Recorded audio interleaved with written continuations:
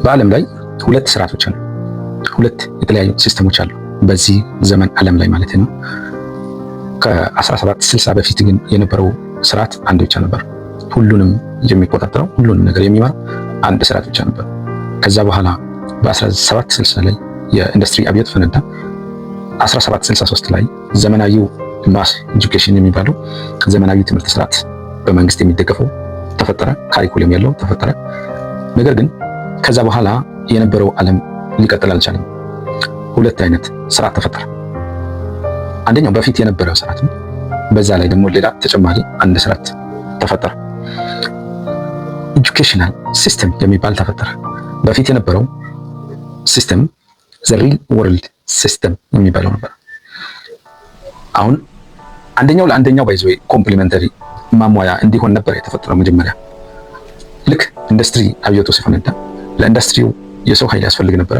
ምን አይነት የሰው ኃይል?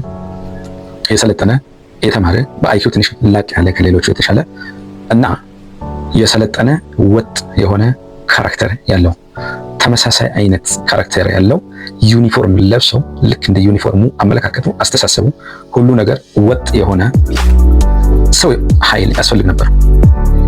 ልክ አንድ አስተማሪ ቆሞ ሲያስተምር ብዙ ተማሪዎች ቁጭ ብለው የሚያዳምጡና አንዱ ሲናገር ሌላው ጸጥ የሚል፣ አንዱ ሲያዝ ሌሎች በሙሉ ታዛዥ የሆኑ ሰዎች በጣም ያስፈልጉ ነበር። እንደዚህ አይነት ካራክተር ዴቨሎፕ ያደረገ ከትምህርት ቤት ከማስ ትምህርት ቤት የወጡ ሰዎች ለኢንዱስትሪው ያስፈልጉ ስለነበረ ሰራተኞች፣ ያንን የሚሰራ ደግሞ ትምህርት ቤት ተቋቋመ። ካሪኩለሙ ተቀረጸ። ያ ካሪኩለሙ ምንድን ነው የሚሰራው? በትክክል ለኢንዱስትሪው የሚያስፈልገውን ነገር ብቻ ነው የሚያስተምረው።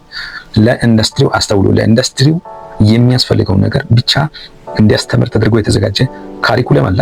ያንን ካሪኩለም ተጠቅመው ጸባያቸውን፣ ካራክተራቸውን፣ ቢሄቨራቸውን እንደ አዲስ ተቀርጸው ከቤተሰብ ይዘው የመጡት እያንዳንዱም ግለሰብ ሲፈጠር የየራሱ የሆነ አይደንቲካል የሆነ ነገር አለው። ልክ እንደ ጣቱ አሻራ ሁሉም ሰው የየራሱ የሆነ ካራክተር አለው። የየራሱ የሆነ ከጄኔቲክ የመጣም ከቤተሰብ የወረሱትም ከማህበረሰብ ዴቨሎፕ ያደረጉትም የተለያየ አይነት ካራክተር ሊኖራቸው ይችላል። የተለያየ አይነት አመለካከት፣ ተሰጥኦ፣ ታለንት ዋቴቨር የተለያዩ ነገሮች አሉት። እያንዳንዱ ግለሰብ አለው የተለያየ ነገር አለው። ነገር ግን እነዚህ ነገሮችን ሰብሰብ አድርጎ አንድ ቦታ ላይ ተመሳሳይ ካራክተር፣ ተመሳሳይ አመለካከት፣ ተመሳሳይ ፕሮፌሽን የሚያስተምርና ወጥ የሆነ የሰው ኃይል ለኢንዱስትሪ ግባት የሚያቀርብ ትምህርት ቤት ያስፈልግ ስለነበረ መንግስትና ኢንዱስትሪ ባለቤቶች፣ ከበርቴዎች ተረዳድተው እንደዚህ አይነት ትምህርት ቤት ከፈቱና እንደዚህ አይነት ዜጋ ማፍራት ጀመሩ። ሰው ያንን ግዴታ እንዲፈልግ ምንድነው የተደረገው? ያንን ትምህርት ሁሉም ሰው እንዲፈልግ ከትምህርት ውጪ በማንኛውም አይነት መንገድ ምንም አይነት ነገር ማግኘት ከሄራርኪ ጀምሮ የተሻለ ህይወትን ከመኖር ጀምሮ ምንም አይነት ነገር በትምህርት በኩል ብቻ እንዲሆን ተደርጎ ስርዓቱ ተቀረጸ። ኦፍኮርስ በጊዜው ሁሉም ነገር ጥሩ ነበረ። ሁሉም ነገር እንደታሰበው ይሄድ ነበረ። ልክ ትምህርት ስርዓቱን ለተፈጠሮ የሪል ወርልድ ስርዓቱ እንደ ግብዓት ያገለግል ነበረ። ኮምፕሊመንተሪ ሆነው አብረው ይሄዱ ነበር። ነገር ግን ያ እስከ መጨረሻው ሊቀጥል አልቻለም። እስካሁን ቅርብ ጊዜ ድረስ በትክክል እንደዛ ሊቀጥል ችሎ ነበር። አሁን ዓለም ግን እየተቀየረች ስትመጣ ሌላ ስርዓት ወደ ማስፈለጉ መንገድ መጣ። እነዚህ ስርዓቶች እርስ በርስ ኮምፕሊመንተሪ ከመሆን ይልቅ አንዱ ለአንዱ አጋዥ ከመሆን ይልቅ እርስ በርሳቸው መጋጨት ጀምሯል። እንዴት መሰላችሁ? ኢንዱስትሪዎቹ የሰው ኃይል እየቀነሱ አውቶኖሚስ እየሆኑ መጡ። ሰዎቹ ደግሞ ሁሉም ትምህርት ላይ ተጠምደው ተምረው ልክ ሲጨርሱ ስራ የላቸው፣ ስራ አጥ እየሆኑ ወጡ። እንዴት እንደተጋጩ ይታያቸዋል። በጣም አስቸጋሪ ነገር እየተፈጠረ መጥቷል በአሁኑ ሰዓት። ስለዚህ ይሄን ለማስታረቅ የሆነ ሌላ ሲስተም መፈጠር አለበት። አክቹአሊ መፈጠሩ አይቀርም። ግን ለአሁኑ እኛ ማድረግ ያለብን ነገር ምንድነው?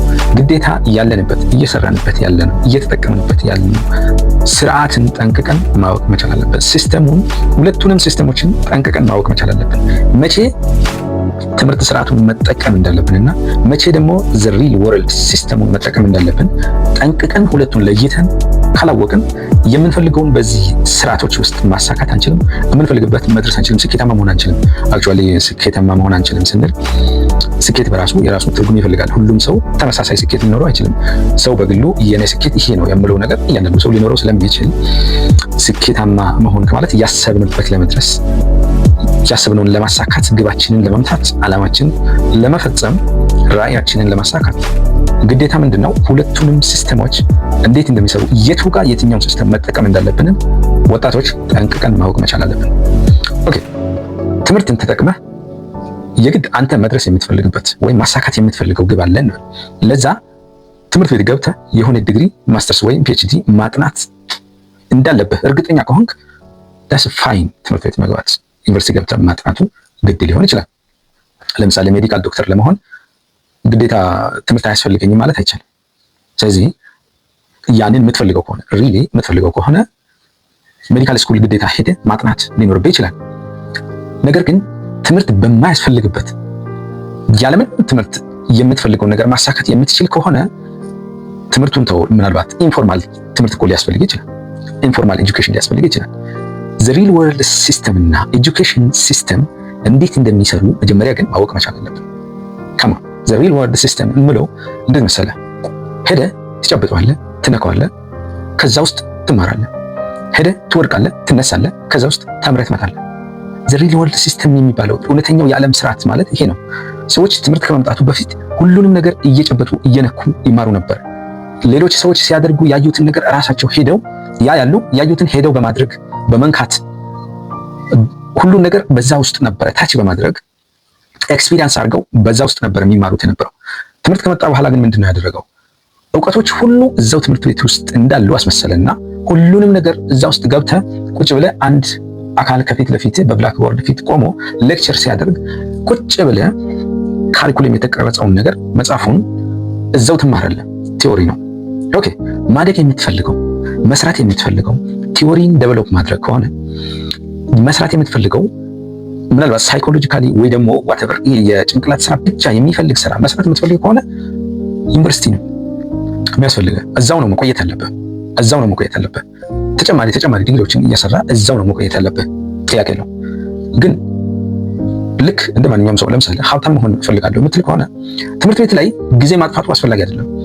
ኦፍኮርስ የሚያስፈልግበት ወቅት ሊኖር ይችላል። ትምህርት የሚያስፈልግበት ቦታ ወቅት ሊኖር ይችላል። በዛ ሰዓት ገብተህ ልትማር ትችላለህ። ስኖርማል ችግር የለውም። ግን እንደውም ምንም ግንኙነት የሌለው ነገር ስታጠና እድሜን ጨርሰህ ተመልሰህ የምትፈልገው ነገር ለማሳካት ምንም የማይጠቅምህ ነገር ሰብስበህ ወረቀቱን ይዘህ መምጣት አያስፈልግም። ይሄንን ነው ጠንቅቀን ማወቅ ያለብን። ስርዓቶቹን መጀመሪያ ካወቅናቸው ትምህርት ቤት ማለት ምንድነው? ቲዮሪን መጀመሪያ ትማራለህ፣ ታጠናለህ፣ ትፈተናለህ፣ ውጤት ታመጣለህ።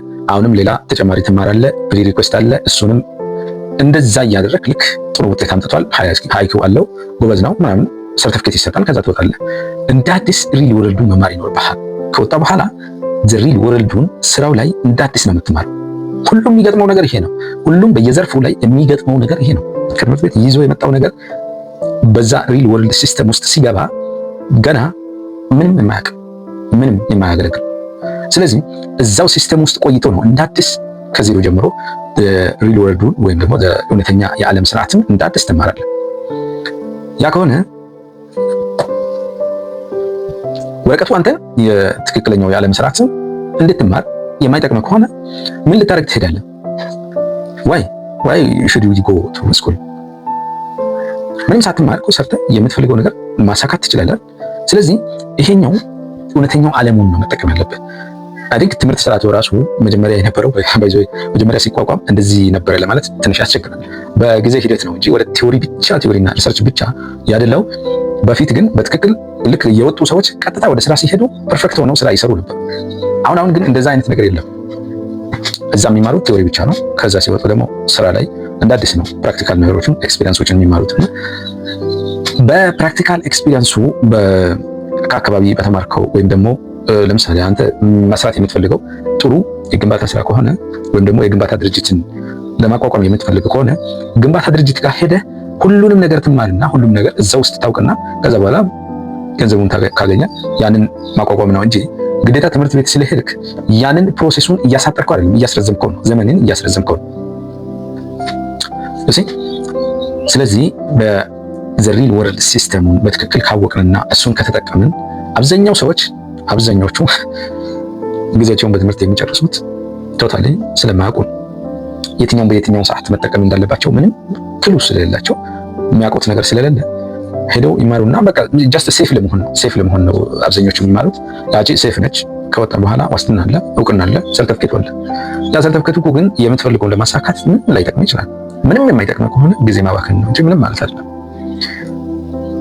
ስርዓቶቹን የምንኖርባቸውን ስርዓቶችን ማወቅ አለብን። ከዚህ ቀጥሎ ደግሞ ሌላ አዲስ ስርዓት ሊመጣ ይችላል። እነዚህ ሁለቱ እርስ በርስ እየተጋጩ የሚፈጥሩት ሌላ አዲስ ስርዓትም በሚቀጥለው ዓለም ላይ ሊመጣ ይችላል። በእርግጠኝነት መምጣቱም አይቀርም። ስለዚህ በዛን ሰዓትም ስርዓቱን ያወቁ ይቀድማሉ። ስርዓቱን ያላወቁ ሰዎች ልክ 10,000 ሜትርን ለማሸነፍ ማራቶን እንደሚሮጡ ወይም ማራቶንን ለማሸነፍ 10,000 ሜትር ትራክ ላይ እዛው እንደሚሽከረከሩ ሰዎች ወይም 10,000 ሜትር ሜዳሊያ ለማግኘት የጂም ቤት መሮጫ ማሽን ላይ እንደሚሮጡ አይነት ሰዎች ናቸው የሚሆኑት። ሲስተሙን መጀመሪያ ማወቅ ነው።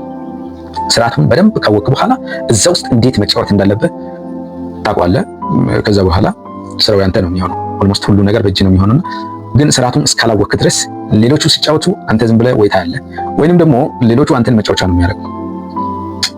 አውቀህም ሳታውቀው የሌሎቹ መጫወቻ ነው የምትሆነው። እዛ ውስጥ በአንተ ነው የሚጫወቱት። ሌሎቹ ስርዓቱን ያወቁት አንተን መጠቀሚያ አድርገው ራሳቸው የሚፈልጉትን ጨዋታ ይጫወታሉ፣ የሚፈልጉትን ግብ ይመታሉ።